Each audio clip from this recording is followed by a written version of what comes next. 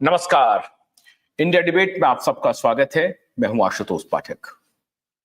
मित्रों, पिछले 2-3 दिनों से लगातार एक विशियस कैंपेन जो मीडिया में चलाया जा रहा है और एक पूरा इकोसिस्टम, वो इकोसिस्टम हमारे मोदी जी को भी मालूम है, हमारे केंद्रीय गृह मंत्री जी को भी मालूम है।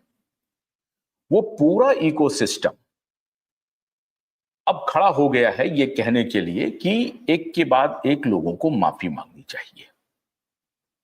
मैंने कल आपके सामने कुछ बातें रखी थी, नीलेश ओझा जी हमारे साथ थे और आज भी संभवतः थोड़ी देर बाद, अभी तो नहीं लेकिन थोड़ी देर बाद, फिर आज एक आपके लिए बड़ी खबर ला रहा हूं।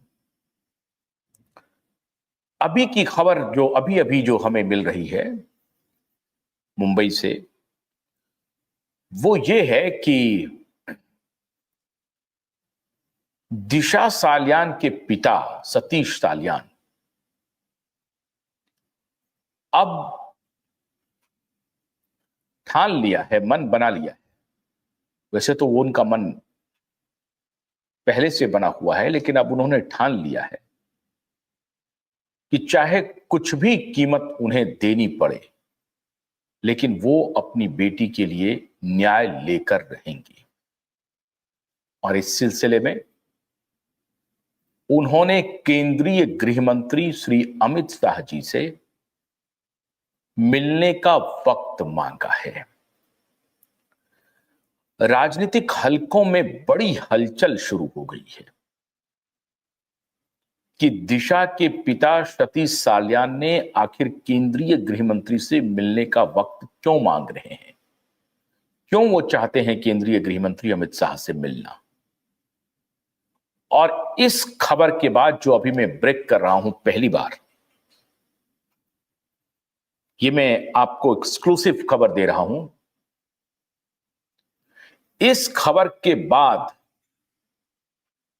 महाराष्ट्र में कोहराम मचने वाला है और खास तौर से उद्धव ठाकरे और आदित्य ठाकरे की जो वो पीआर एजेंसी है, जिन्हें उन्होंने हायर किया है अपनी ब्रांडिंग के लिए और लोगों को बदनाम करने के लिए, तो उनकी सारी बदनामी खेत रहेगी और उनकी सारी चाल धरी की धरी रह जाएगी। आपको याद होगा, आज से 4.5 साल पहले सेम नैरेटिव, मोडस ऑपरेंडी इनका वैसा ही है, क्योंकि ये पीआर को हायर करते हैं, एजेंसी को, उनको पैसा देते हैं और फिर पीआर एजेंसी सारी मीडिया को मैनेज करती है। पैसे बहुत हैं, लेकिन दिशा के पिता के पास घर चलाने के भी पैसे नहीं हैं। लोगों की मदद से वो किसी प्रकार से अपनी जो छोटी फैक्ट्री थी, उनके ऊपर बहुत सारे बकाया थे, शायद बिजली का बिल भी वो चुका नहीं पाए थे और भी बहुत सारे बकाया थे। उन सबको देने के लिए भी लोगों ने, अलग अलग लोगों ने चंदे करके उनको पैसे दिए, तब उनकी जिंदगी चल रही है। तो दिशा के पिता तो किसी पीआर एजेंसी को हायर नहीं कर सकते अपने खिलाफ लगे आरोपों को काउंटर करने के लिए, लेकिन दिशा के पिता की आवाज क्यूबाइट नेटवर्क पूरी मजबूती से बना हुआ है और क्यूबाइट नेटवर्क आखिरी दम तक बना रहेगा।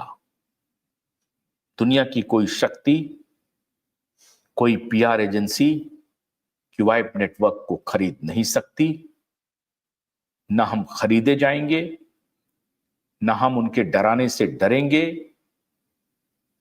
झुकाने के किसी भी प्रयास से झुकेंगे। सीमित संसाधनों में आप दर्शकों के सहारे उनकी आवाज बनकर के खड़े रहेंगे। इनका मोडस ऑपरेंडी देखिए, इन्हीं पीआर एजेंसियों के सहारे इन्होंने 2020 में सुशांत के पिता को बदनाम करने की कोशिश की। पहले तो उन्हें तो बदनाम कर ही दिया कि वो तो ड्रग लेते थे, बाइपोलर थे, डिप्रेशन में थे, बैंक अकाउंट खाली था, काम नहीं मिल रहा था, कोविड था, इस वजह से उन्होंने सुसाइड कर लिया। और इस सबको और बल देने के लिए कि डिप्रेशन में क्यों गए, उसके लिए उन्होंने सुशांत के पिता को भी नहीं छोड़ा। एक फॉल्स नैरेटिव तैयार किया, इसी तरीके से जैसे आज पीआर एजेंसियों के इशारे पर सारे मीडिया में ये खबरें चल रही हैं, उसी तरीके से सुशांत के पिता को बदनाम करने की कोशिश हुई। कहा गया कि उनका भी किसी महिला के साथ अफेयर है। सुशांत की मां की मृत्यु हो गई है और सुशांत के पिता का किसी महिला के साथ संबंध है। इस वजह से सुशांत बहुत डिप्रेशन में थे। इन बेईमानों, इन भ्रष्टाचारियों के लिए पैसा ही सब कुछ है। 2 पैसे मिल जाएंगे, और वे 2 पैसे नहीं हैं, करोड़ों रुपए हैं। करोड़ों रुपए मिल जाएंगे और कुछ खबर हम छाप देंगे, कोई बात नहीं है। लेकिन उस पीआर एजेंसी और वो न्यूज एजेंसी, सारी मीडिया को मैं नहीं कहूंगा, क्योंकि मीडिया के सामने जो खबर आती है उसको छाप देते हैं, उसकी तहकीकात करनी चाहिए। मीडिया को तो ये काम करना चाहिए, नहीं कर रही है, कोई बात नहीं है। तो आप इसे मीडिया समझते भी नहीं है, मुझे मालूम है। जो मीडिया संस्थानें इस तरह का काम कर रही है, आप दर्शक निश्चित रूप से जानते हैं कि ये मीडिया का उत्तरदायित्व नहीं निभा रही है। मीडिया के जो कर्तव्य हैं उसका पालन नहीं कर रही है, ये किसी और चीज का पालन कर रही है। तो जैसा कि सुशांत के पिता को बदनाम करने की कोशिश हुई, वैसी ही कोशिश अभी दिशा के पिता को बदनाम करने की हो रही है।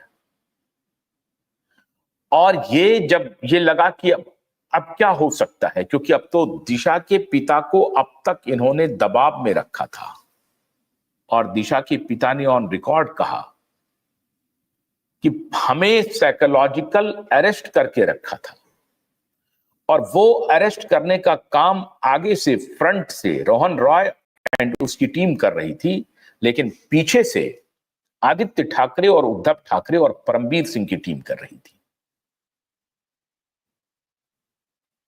आज मैं एक और बड़ा खुलासा करने वाला हूं। दिशा के पिता को बदनाम करने की साजिश के पीछे कौन है?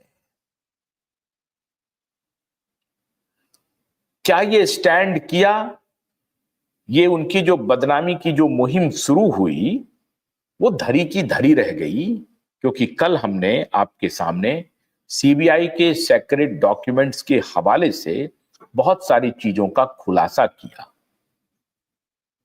आज फिर खुलासा करने जा रहा हूं कि दिशा के पिता को बदनाम करने की इनकी जितनी भी कोशिशें हैं वो धरी की धरी रह जाएगी।